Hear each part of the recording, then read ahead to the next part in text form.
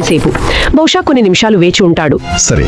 కానీ ఆ కొద్ది సమయంలోనే భూమి మీద కొన్ని యుగాలు గడిచిపోతాయి. భాగవత పురాణంలో కకుద్మి రాజు కథ ఉంది. విన్నట్టున్నాను. ఆయన తన కుమార్తె రేవతికి తగిన వరుడి కోసం బ్రహ్మను సంప్రదించడానికి బ్రహ్మలోకం వెళ్తాడు. అక్కడ బ్రహ్మ దర్శనం కోసం కొద్దిసేపు బహుశా కొన్ని నిమిషాలు వేచి ఉంటాడు. సరే. కానీ ఆ కొద్ది సమయంలోనే భూమి మీద కొన్ని యుగాలు గడిచిపోతాయి. ఆయన తిరిగి వచ్చేసరికి అంతా మారిపోయి ఉంటుంది. ఇది అచ్చం ఐన్స్టీన్ చెప్పిన కాల వ్యాకోచంలాగే ఉంది కదా. బ్రహ్మలోకంలో గురుత్వాకర్షణ ఎక్కువో లేక వేగం ఎక్కువో అక్కడ కాలం నెమ్మదిగా గడిచింది. అవును, ఆ పోలిక చాలా మందిని ఆకర్షించింది.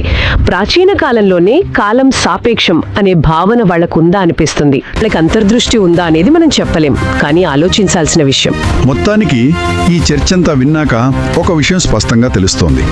భౌతిక శాస్త్రం ప్రకారం కాలం అనేది మనం అనుకున్నంత స్థిరమైనది కాదు. అది మారచ్చు.